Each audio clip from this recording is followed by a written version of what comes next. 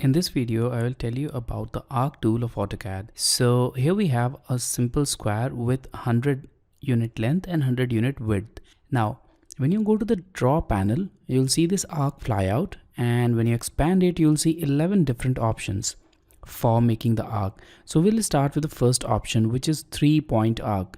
And as the name suggests, you need to enter 3 different points in order to make this arc. So I'll click at the first point, then second point somewhere over here, and the third point here, and here we have it. So in this way you can create the arc with 3 different points. Now let's look at the other option, which is start, center and end. So here we need to enter the start point at first, then the center point and the end point. So now let's start with the start point. So I'll click at this point, that will be the start point.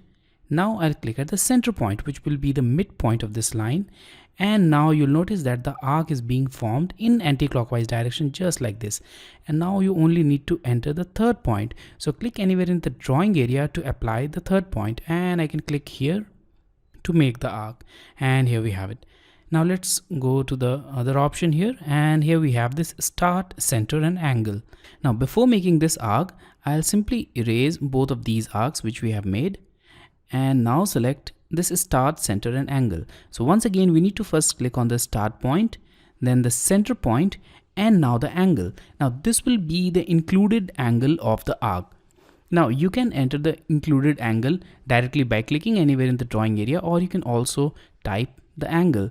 So in this case, let's say that we want to make an included angle of 30 degrees. So I'll simply type 30 on the command line and press enter.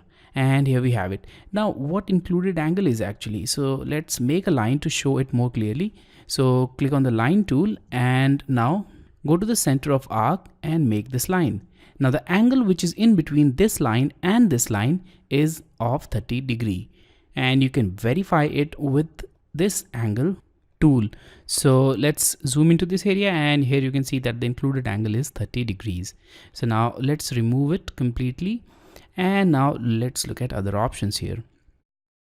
So in a similar way, you can create an arc with a chord length. So here also we need to enter the start point, then center point, and then the chord length. So let's select it and click at the start point. And now the center point, which you can select at this point or any other point.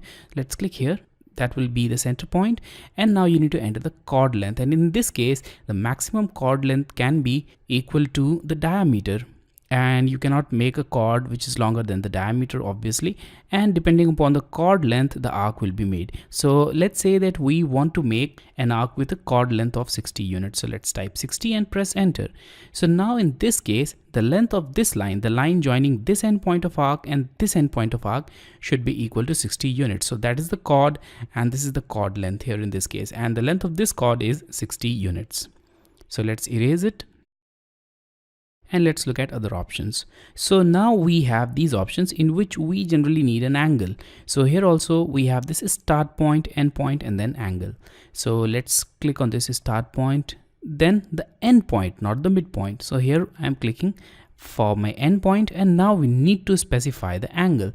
Now this will be the included angle of the arc. So here also you can click anywhere in the drawing area to specify the angle, or you can also type the angle value. So I'll simply type the angle value, which is 90 in this case, and press enter.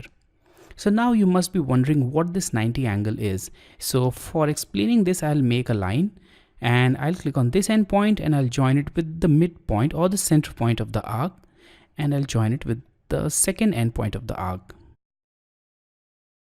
Now the angle between this line, let's erase this extra line. So now the angle between this line and this line should be 90 degrees. And again, you can verify it with the same angle dimension, and we'll learn about these dimensioning later on. So here you can see the angle is 90 degrees. So let's erase these geometries, and let's look at other options. So now the next option is start, end and direction. So once again, here we have the starting point, then the end point, and now the tangential direction. So here you can simply see that as I move my cursor, the tangent line is moving, and also the radius of arc is changing. and here we can change it directly, but this line, the dotted one, is always tangent to this arc. Now if you want to change the direction, you can simply hold the control key and the direction will change just like this, and this control key will also work for all the remaining arcs which we have drawn so far. So let's release the control key, and now let's click anywhere in the drawing area to make the arc just like this. Now let's look at the other option, which is start and radius. So in this case, we need to first click at the start point, then we need to click at the end point, and now we need to specify the radius value. So that will be the radius of arc. So let's type a radius value of 60 units, and here we have it. Now this arc has a radius of 60 unit. So let's now erase both of these arcs, and let's look at other options. So now we have this center, start and end. So obviously we need to first specify the center point, then start and then end. So let's click at this point. So that will be the center point. Now the start point, and choose this point as the start point. And now you'll notice that the arc can be made in anti-clockwise direction.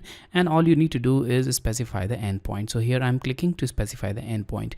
Now you can change the direction of this arc simply by changing the start point. So I'll select this option once again, and this time I'll select the same center point, but the starting point will be this one, and now the arc will be made in opposite direction. You can also change this direction by simply holding the control key as we have done in the previous case. So I'll just release it and I'll click here. So let's now erase it. And now let's look at the other options. So now the next option is center, start and angle. So here obviously we need to specify the center point and then the start point and the included angle. So here we have the center point, the starting point, and now we need to specify the included angle as we did in the previous case. But the only difference is that we are specifying the center point instead of the start and end points. So here also you can click anywhere to specify the angle, or you can simply enter the angle value just like this. So here I'm entering 90 and the arc is made with an included angle of 90 degrees. So if you make a straight line here, the included angle will be 90 degrees. So let's erase it now and let's look at this option once again. So here we have this center, start and length. So obviously you need to specify the center point and then the start point and the length of chord, and which is very similar to the arc which we have already made. So you can click anywhere to make this arc, and the length of this chord will be the length which you specified by clicking in the drawing area. Now the last option is a little bit different, the continue arc, and for this you need to make an arc, then only it will work. So we need to make an arc here. So I'll select this 3 point, now click at this point, now click somewhere around this point, and now click at the middle point somewhere around this. So here we have this arc. Now let's go to this flyout and select the continue option. Now as soon as you click on the continue option, you'll notice that another arc will be formed, and that arc will be tangential, or the geometry will be completely continuous in between these two arcs. And if you select the continue option once again, the next arc will follow the previous one, and in this case also the geometry will be completely continuous, or the arcs will have a completely tangential geometry at the point of contact, just like this. So this was all about creating arc with different options of the arc flyout. So you can use any of these options depending upon the geometry which you want to make, but the most frequent one are the 3-point arc, the start end radius and the center start end, which I mostly use, but you can obviously use other options depending upon the situation.